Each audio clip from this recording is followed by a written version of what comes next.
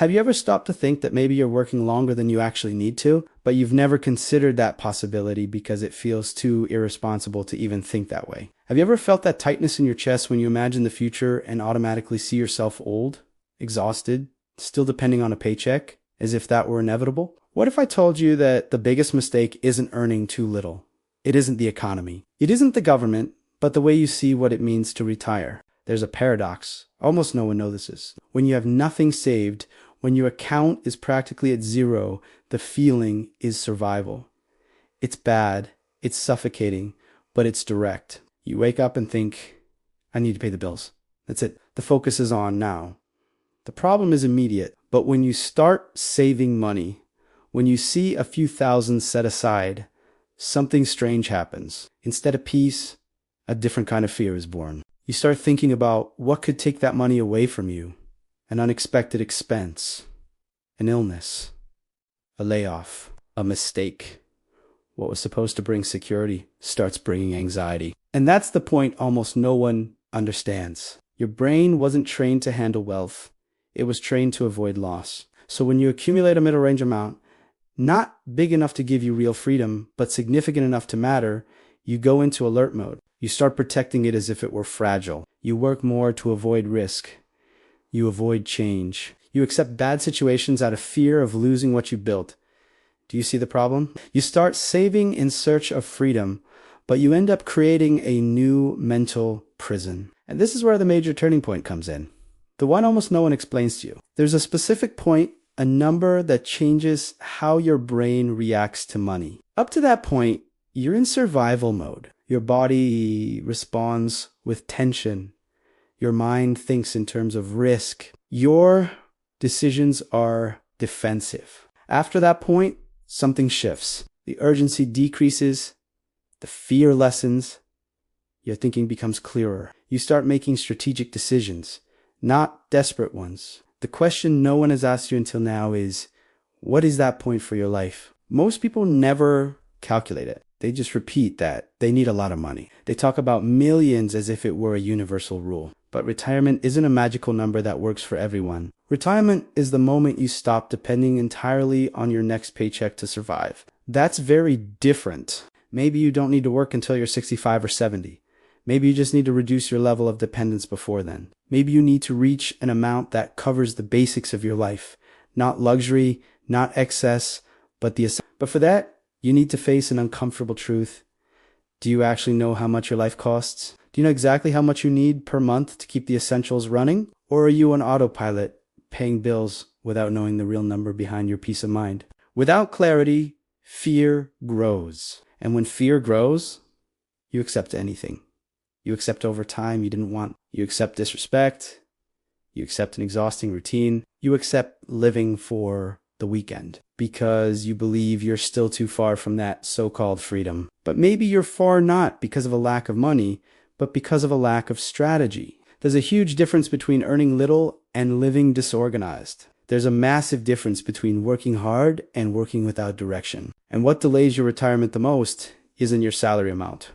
It's the fact that you never define the finish line. If you don't know where you're going, any effort feels insufficient.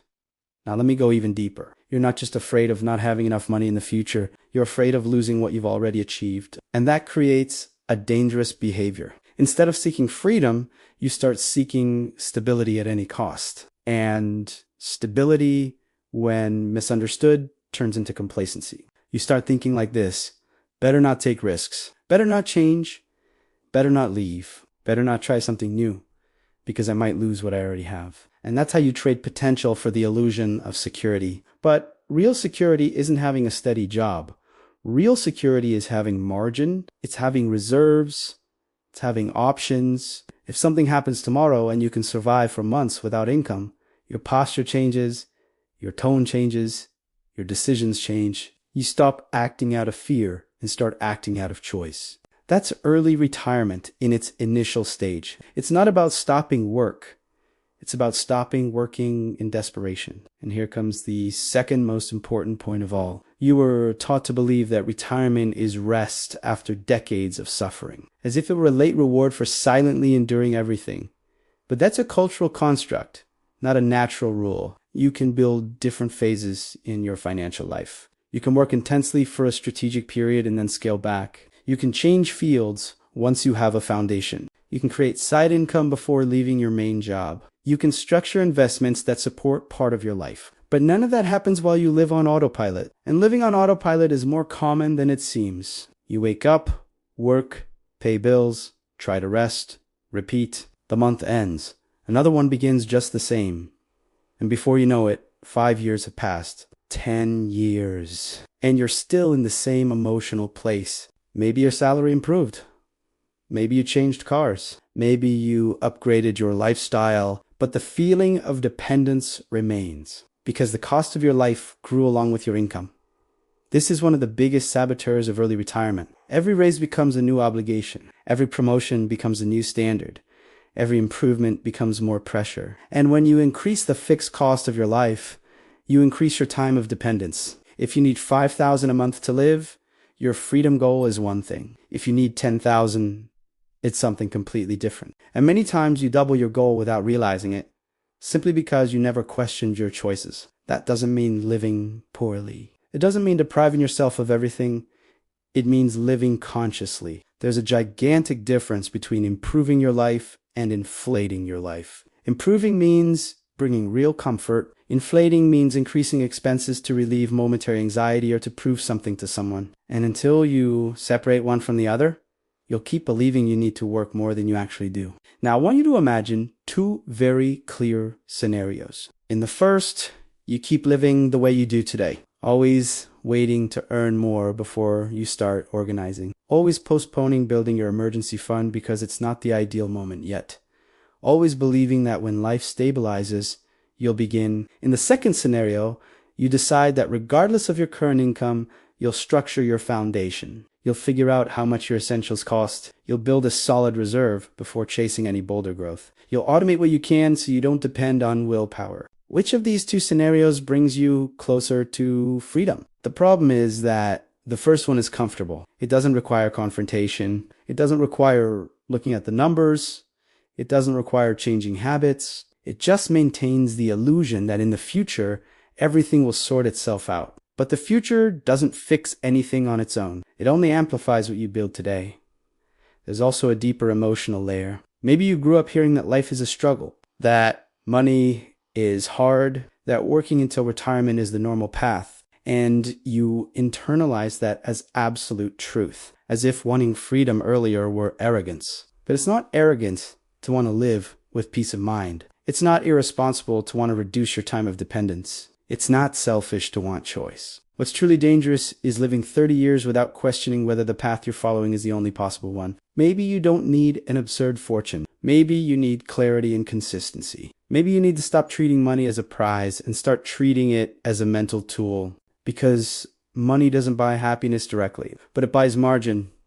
And margin reduces anxiety. And less anxiety improves decisions. And better decisions build freedom. Do you see how the focus shifts? It's not about getting rich fast. It's not about hitting a miracle investment. It's about leaving survival mode and entering strategic mode. And that starts with a simple but profound question. How much does your monthly peace of mind cost? If you still don't know how to answer that, that's the first step. Because as long as your goal is a generic number you heard from someone else, you'll keep running without direction. Early retirement doesn't start when you quit your job. It starts when you understand that you don't need to sustain a life bigger than your real values. And when that awareness begins to emerge, something changes inside you. Work stops being a sentence and becomes a temporary tool. Your paycheck stops being salvation and becomes a strategic resource. The future stops being a threat and becomes something you build. But to reach that point, you need to continue this conversation. You need to face the next layers, which are even more practical and even more confronting. So let's continue, but in a direct way without dragging it out. Just going deep enough to close this line of reasoning clearly. There's a very specific moment in the life of someone who starts organizing their finances when something shifts internally. It's not when the person becomes rich. It's not when they hit a massive number. It's when they realize they're no longer racing against the clock. While you live month after month, depending 100% on your next paycheck, any problem becomes a threat. A late payment already creates tension. An unexpected expense turns into a crisis. A small mistake feels like the end of the world. And living like this for years creates silent wear and tear. You don't notice it, but you become more irritable, more impatient, more mentally exhausted. Now, imagine the opposite. Imagine waking up knowing that if something goes wrong, you have months of security guaranteed, that you won't collapse at the first difficulty. That feeling changes your posture. You speak differently, you negotiate differently, you think differently. And that's exactly what accelerates your retirement. Because when you have solid reserves and consistent investments, you start to realize that maybe you don't need to work at the same pace forever. Maybe you can reduce your workload. Maybe you can switch fields. Maybe you can accept a lower salary in exchange for quality of life. Maybe you can build something of your own with less fear. The point isn't to stop working. The point is to stop working in desperation. And here's something very simple but powerful. Every dollar you invest today isn't just accumulated money. It's time bought in the future. It's a piece of freedom you're building. But that requires a decision most people avoid: living slightly below what you could afford right now. It's not about struggling. It's about not turning every raise into a new obligation. If your income goes up and your lifestyle rises at the same speed, your dependence stays the same. But if your income goes up and you maintain your lifestyle for a while, the difference accelerates your independence. That shortens years of mandatory work. Now think about the long-term impact. 5 years of conscious focus can reduce 10 years of future dependence. Small, repeated decisions turn into large accumulated results. But there's an important detail. You need to stop treating retirement as a finish line and start treating it as a gradual process. Maybe you'll never stop completely. Maybe you'll stay active, producing, learning, creating. But the difference is that you'll do it because you want to, not because you desperately need to pay bills. And that shift is massive. Working by choice is light. Working out of fear is heavy. Deep down, the question isn't whether you can retire earlier than you think. The question is, are you willing to adjust your structure to make it possible? Are you willing to face your numbers? Are you willing to reduce invisible excess? Are you willing to build reserves before chasing luxury? Are you willing to invest consistently, even if it seems small at the beginning? If the answer is yes, then you've already started accelerating your freedom. And maybe in a few years, you'll look back and realize that the constant fear of working until the end of your life was more a lack of clarity than a lack of money. If this content made you reflect, leave your like now. It helps this message reach more people who are living with this anxiety in silence. Subscribe to the channel to keep building this mindset of freedom with organization and simple strategy. And comment the word clarity down below. If you made it this far, comment clarity, so I know you're committed to not leaving your financial life on autopilot. Because retiring earlier than you think isn't about luck. It's about structure. And structure begins when you decide to look at your own reality without running from it.